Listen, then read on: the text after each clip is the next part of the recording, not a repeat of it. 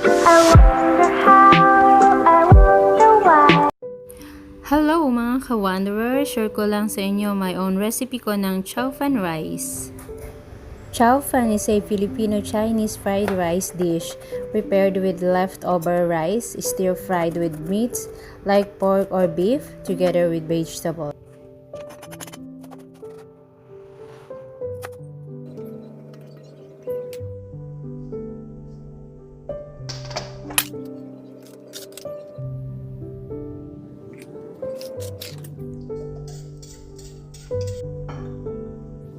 So yan guys, na-ready ko na yung ating ingredients para sa ating chow fan. Now naman po, ready na natin ang ating pan. Painitin po natin siya for 10 to 20 seconds. Then add tayo ng oil. Add na po tayo ng chopped garlic cloves and continue to saute for another 10 seconds. And kapag golden brown na yung garlic natin, add na po tayo ng 1/4 kilo ng ground pork and continue to saute on a high flame setting and let the fat render. And a bit of olive oil. And add din po tayo ng half teaspoon salt and ground black pepper. Tapos add na po natin ang ating onion. And add na din po natin ang ating carrots.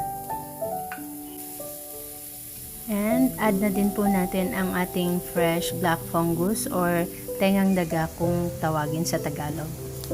And let's continue to cook on high flame setting for another 30 seconds. Now na okay na po siya, lagay na rin po natin yung ating cabbage. And add na po tayo ng 2 pack ng oyster sauce, Datu puti. Yan po ang gamit ko.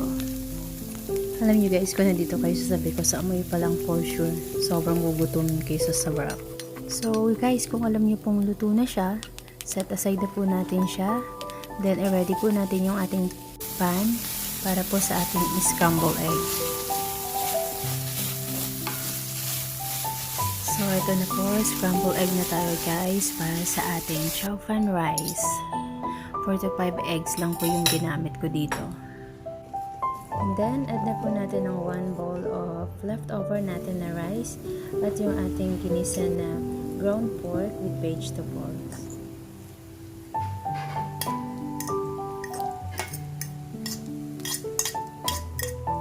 So, this is it mga ka-wanderer. It's ready for serving na po ang aking chow fan fried rice special 2021. I hope you like it po and please po subscribe my channel and please like din po. Thank you so much. Po, dinner time na Tiger Silver. Opo, dinner time na off. Kakain po ako ng chow fan. Ayan po ang breading chow fan.